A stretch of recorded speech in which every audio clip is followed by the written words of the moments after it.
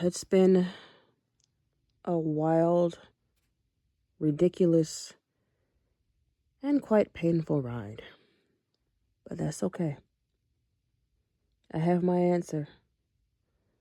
My fight or flight syndrome seems to kick in, not as quickly as it used to, not by far, not as quickly as it used to, but it does still kick in. Um, and sometimes the things that I go through, just doing the simplest stuff, grocery shopping, liking myself, serving Jehovah, doing the right thing, existing at all, walking outside of my house, defending myself against evil, not defending myself and choosing to leave it with Jehovah. It just seems like sometimes my very existence, not saying that I want to off myself, but my very being human is a problem. And I seem to be a target.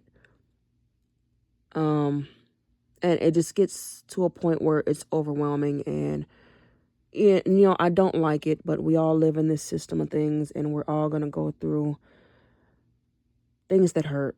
And because Satan makes his blows very, very extremely personal,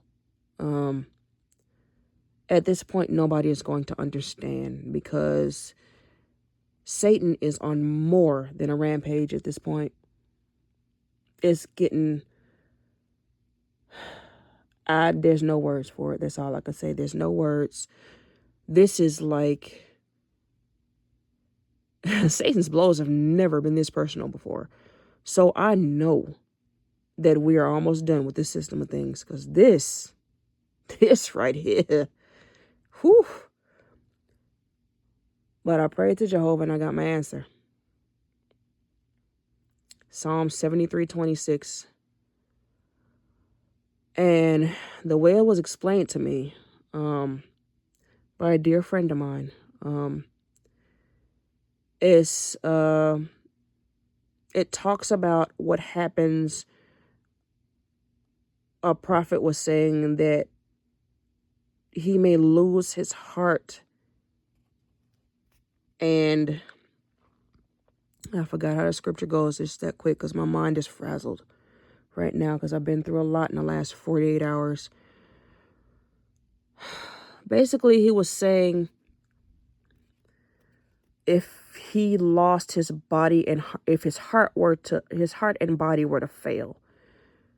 Now, what happens if your heart and your body fail? What do you have left? Absolutely nothing. You're basically probably not alive anymore. If your body and your heart fail, that's very important to have. But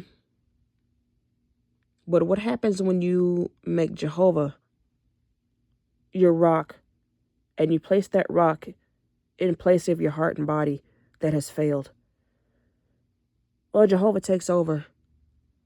And he explained it to me like a piece of paper that is blown about in a windstorm. It's all over the place. It's never centered. It never stays put. It can be tattered and torn and ruined, and it'll be no good. But if you put a big old rock on top of that paper, it stays put, even in a windstorm. And that's just like me. I gotta stay put and just let Jehovah take it over. And I've said this before, but when Satan sees that I've gotten closer to Jehovah, he amps up, and it usually don't take more than a couple of hours for him to do so. Like, I could be doing the simplest stuff, and Satan jump into somebody or do something and make it a problem for me. Like, it's be uncanny. Like, I tried to pay for something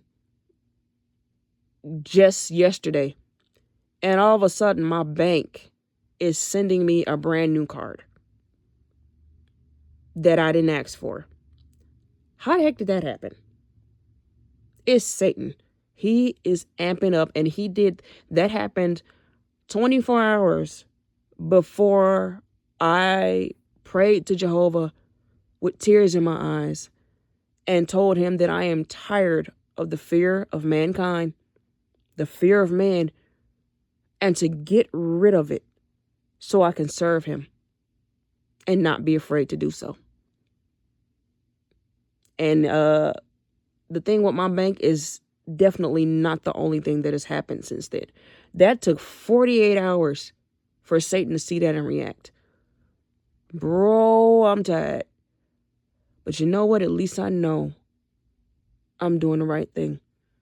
Because Satan is not going to come after those he already has. I'm a target because I'm doing the right thing. And at this point, that's where my joy is going to come from. That's how I'm going to endure. Because every single time I get closer to, something's going to happen after this.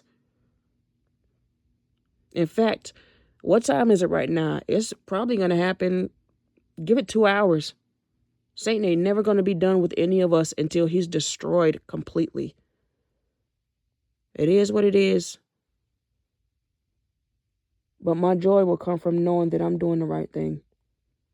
Because if I wasn't, I wouldn't be going through all of this stuff.